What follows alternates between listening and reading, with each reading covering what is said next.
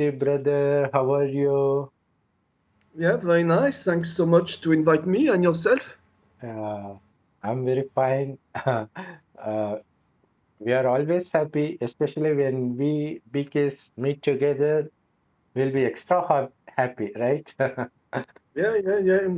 Good Yeah. company and is always Uh, good. Yeah, surely. yes.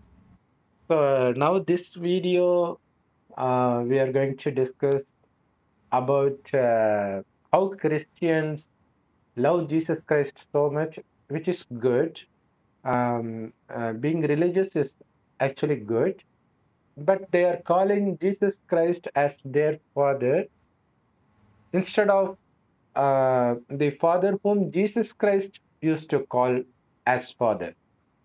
So, what's your thought about it, brother? Okay. So Hmm, anyway, it's a good topic because hmm, today is 16 December and yes, on the 25th they are celebrate the birthday of Jesus, yes, Christmas time. Christmas. So I think it's quite accurate to talk about it. So, myself, I was born as a Christian, so I have this Christian background. So, anyway, what I remember, is Hmm, Jesus hmm, was a very gifted young boy hmm, because when I remember my priest telling me about Jesus, when he was just 14 years old, hmm, he went to the temple and he speak to the priest about the scripture, and he was very clever. yes, So it means that Jesus was did have a very good intellect, and he knew a lot about scripture, and he hmm, has a good insight, deep insight. But the thing is, the story is, I remember in my Christian education, at some point, we speak about Jesus up to 14 years old. I mean, up to teenage. And hmm, then the priest never speak about him. He just speak when Jesus was 30 years old. yes, So in fact, for me as a spiritual person, anyway, I can see there is a gap of 16 years hmm, missing in the hmm, life of Jesus. hmm, They, uh, I mean, in my Christian education, maybe I missed something, maybe for deeper, but anyway. But the thing is, my, and when he was 30 years old, then it was no more. We didn't speak just about Jesus, but about Jesus Christ. You know, yes, so there was a added name to Jesus.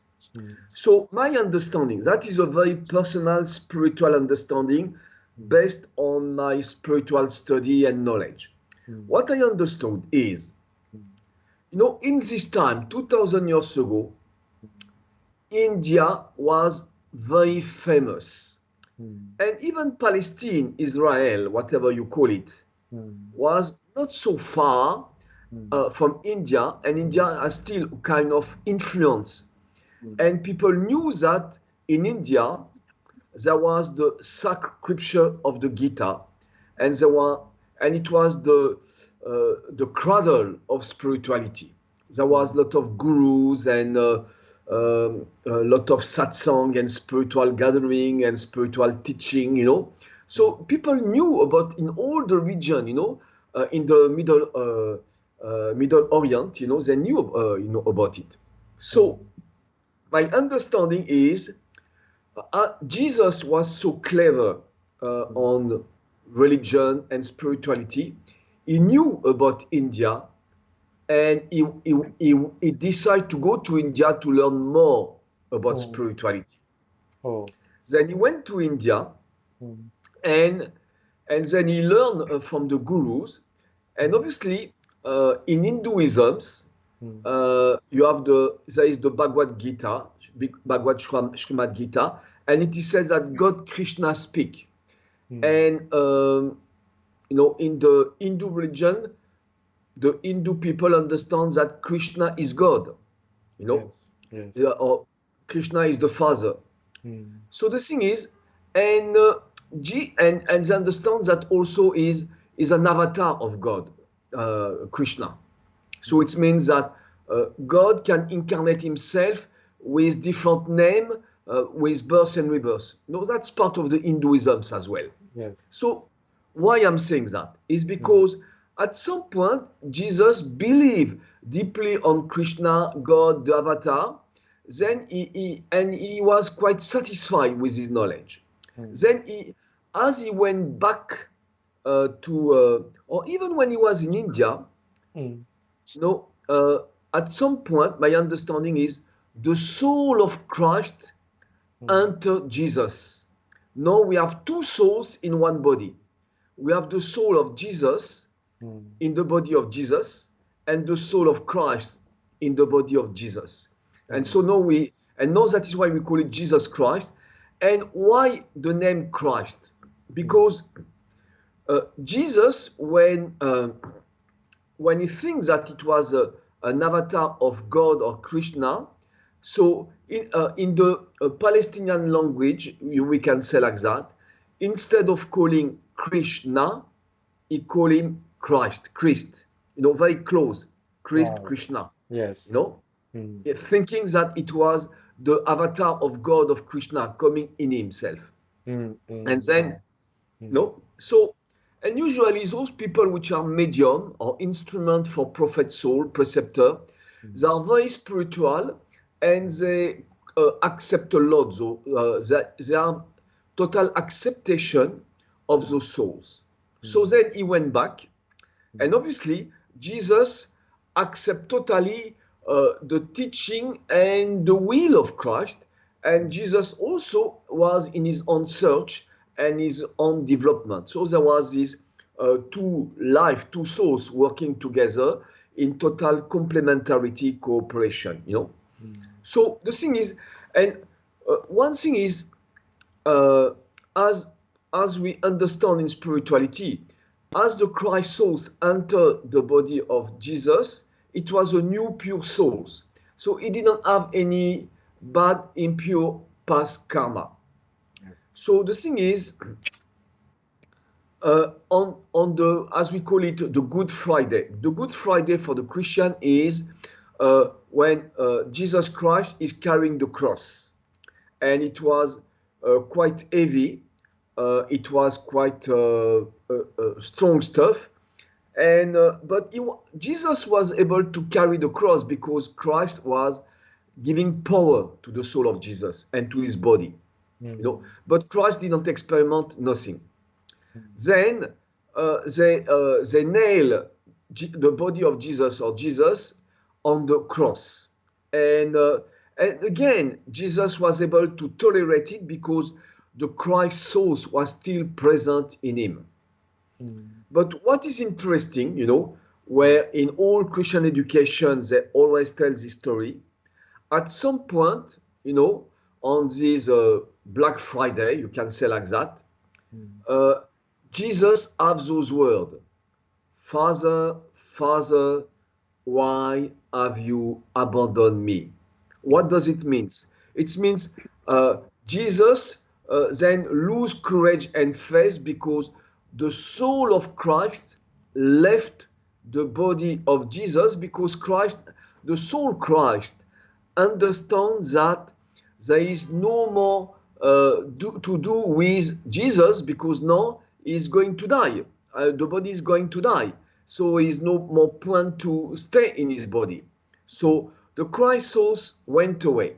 But obviously, because he was so connected with Jesus, Christ soul didn't reincarnate. He just turned around the situation. And Mm. then at some point, Jesus collapsed because he has no more strength and lose hope and everything. Mm. But the thing is, the situation is, when so the Roman take it off of the cross, and straight away the mothers, the Virgin Mary, as they call her, and other lady, woman, they take care of the body of Jesus. So they do all the necessary to take care of the body. So for me, the soul of Jesus was, or the body of Jesus was not dead completely. It was just deeply collapsing, like you can say, like a coma, Mm. you know. And And then, but everyone thinks that he was dead. And so they put it in the tomb, and they put, as they say, a big stone on the top of the body, you know, on the tomb. But then the soul of Christ was going around, and the soul of Christ can feel that the soul of Jesus was still in the body of Jesus, you know. And if the soul is still in the body, it means life is not completely extinguished for the body. Life is completely extinguished when the soul live completely. But still, the soul of Jesus was present. And so the Christ souls, that is my spiritual interpretation, enter back the body of Jesus and reconnect with the soul of Jesus and give strength to the soul of Jesus. The soul of Jesus wake up again, and together with the Christ souls and the Jesus souls, having strength in the body, they were able to put up the big stone and move out of the tomb. So for me, there is no resuscitation or resurrection, but it's just that the Christ souls enter again and was giving life again, or giving awareness, strength to the soul of Jesus. And then they went away. So then again we have the body of Jesus and two souls in the body, the soul of Jesus and the soul of Christ. The thing is, no, the soul of Jesus, and they meet, okay, and so on the way, they meet some apostles, some followers, and one of them was Thomas. And Thomas was the one which didn't have a strong faith, and he asked, are you really the Messiah? Are you really the Son of God? You know? And Jesus said, okay, look at my hand. You know, there is the trace of the nail. You know, so then Thomas start to believe, and so Thomas followed Jesus Christ. But Jesus understood that there was no point for him to stay in Palestine, because if he stay, he will be catched again by the Roman soldiers, and again he will be sentenced to death. So as Jesus went to India, Jesus decided to go back to India, where he will be safe and okay, you know. But Christ knew that his role was not in India, because Christ started his mission in Palestine, and so the Christ souls has the power to leave the body of Jesus, and as it is said, you know, is in Christianity is called it the time of ascension. You know, it's around May. You know, and so light come, but that soul of Christ reincarnate, and then obviously we don't know exactly in which body he reincarnate, but he reincarnate. But the followers were still there, and but anyway, Jesus went with Thomas in India. And what is interesting is, some say there is the tomb of Jesus in Kashmir, some say so, but what's interesting is you have the Cathedral of Saint Thomas in Chennai.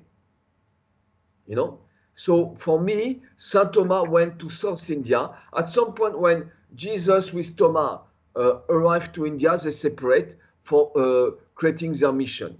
So, and Jesus went to the north for to go more for knowledge with the gurus, and Thomas went down to for keeping on his mission.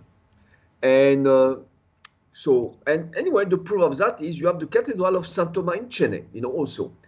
And then the follower like Saint Pierre, you know, Saint Peter, keep on their work, and so then the story was keeping on. But because the thing is, still the Christians were very much persecuting by the Roman for 2-3 centuries. But because they have a deep faith, and because the karma of the Roman was getting so bad, then there was a shift, and then around the 400th century or 300th century, Christian become the official religion of the Roman. Before it was polytheism, which means something imported from India. Wherever you have the polytheisms, is all imported from India. Huh? So in Greece, in the ancient Greece, it was polytheisms. In Egypt, it was polytheisms. Even in a Persian Empire, it was polytheisms. Roman before Christian up to 4th century, it was polytheism. So we can see that the influence of India has been very far, and it's only Christianity and then later on Islam or Muslims, first with Abraham and then with Muhammad, that they went back to the monotheisms, with only one God, on the sky, something like that. So that is my story about how to explain the life of Jesus Christ in brief. Yeah, Wow. that makes sense for you. Yeah, we learned a lot from what you said because um, it also justifies Brahma Kumari's knowledge as well as the what happened to Jesus um, at the time of his death. Mm. So Yeah. it's really amazing, brother. But how can we prove to Christians that true God is somebody else other than Jesus? Is there a Well, way? Mm, we have to be very careful about it. yes. Obviously, you should not go straight Mm, because um, they believe so much, and also they are a bit confused, mm, about who is God and who is Jesus. They don't make a difference in between Jesus and Christ, and sometimes they say Jesus is the Son of God. Sometimes they say Christ is God, Christ is the Father, and then they say there is God the Father on the sky. So, and then many most of the times they represent God as the old man with a beard on the sky, so yeah, but the thing is, for me, what is the most important thing is to explain people their souls, because once they understand their souls, then they can maybe accept, maybe, and he's not sure, but maybe they can accept God as the supreme soul. But as long as someone is very strong in his own religion and doesn't accept himself as a soul, then it's not so evident, obvious, that they will accept God as the supreme soul. So that is maybe for me, I will take those steps. Instead of speaking straight to God, I will speak more about souls. And there is so many ways to speak about the soul in a way that people may understand. We are being of conscious, we are being of thinking, we are being of knowledge, we are being of feeling, we are being of memories, we are being of reflection, of understanding, of decision, of so all of those activity, thinking, feeling, consciousness, reflection, finally, they are immaterial activity. mm, A thought is immaterial. Peace is immaterial. The real love is immaterial. Knowledge is immaterial. Energy is immaterial. Memories is immaterial. No one can see my memory, but it's all inside. mm, So, based on that, so all my and so what is the most greatest activity which I allow to make my life, because I cannot make my life without thinking, and if I don't have any feeling, I'm just dry, and that's not life. And if I don't have knowledge, I can do nothing about what's going on around me. If I don't have memory, I will not even remember where I'm staying, what is my home, my place to stay. So all this is the component, the most essential component of life, which the human being is creating, which the human being have. And as it is immaterial, uh, and I am the creator of it, which means that I am myself immaterial. And so if myself I am the immaterial because I am the creator of all this immaterial activity, first of all it means I'm not the body. is not material. I'm not something material. Yeah. And so it means that if I am immaterial, I need to have my name, Michel, is to design this body. And so I'm not Michel, I'm not the body, so I'm something else, I'm someone else. And so we may give a name, and the name is soul. So I am a soul. That's the name of who I am. And that is why in Brahma Kumari Raja Yoga knowledge we say Om Shanti. I am a soul of peace. So and peace is my deep inner value, and soul is who deeply I am. It's my identity. And ego is the absence of true identity. We cannot live without having an identity, which means that as long as I cannot tell myself I am a soul as my identity, I will do everything possible to find another identity. Maybe French, boys, Christian, old. My role. I am a teacher, but all of that, is it's false identity. Is because it's limited. Because once maybe in 10 years I will die, and then it's finished. But my identity is eternal. Is not the soul is eternal. So just to say that the ego is a wrong representation of who I am. Ego is the usurpation of identity, is to have a false identity, is the illusion of identity, and whatever is false, wrong, not accurate will be weak.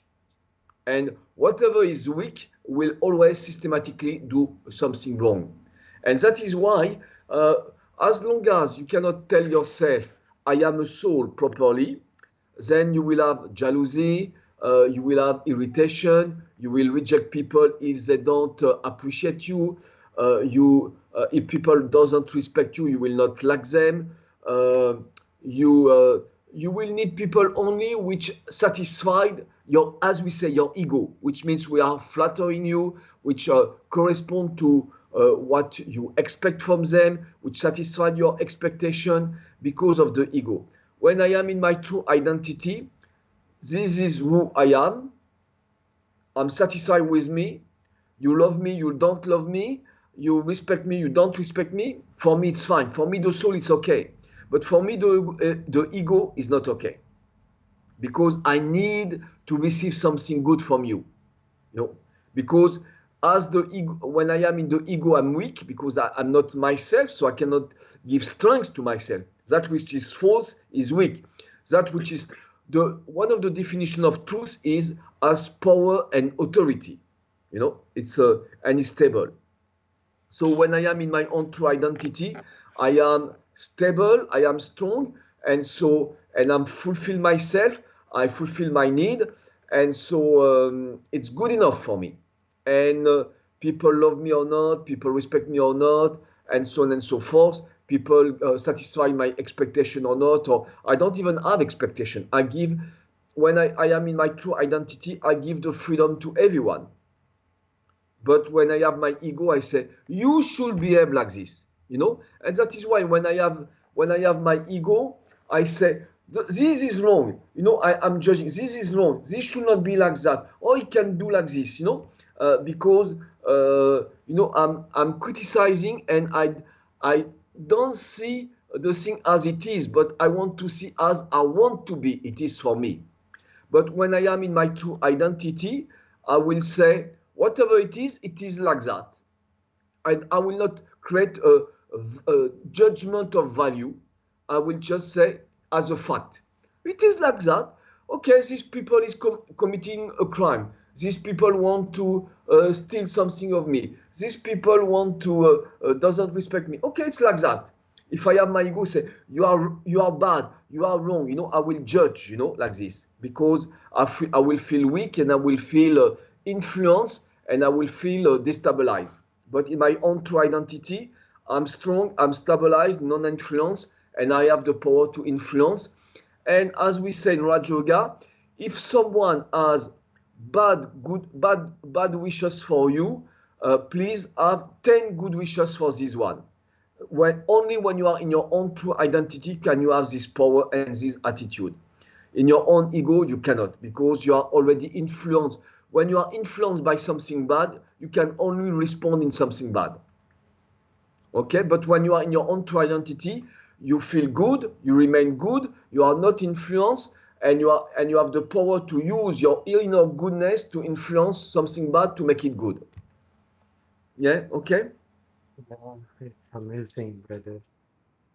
Thanks for your precious time. Um, we look forward for another interview, precious interview with you. We will have many questions to ask you. As of now, thank you, brother. Om Okay, Shanti. okay. Most welcome. Om Shanti. Thanks for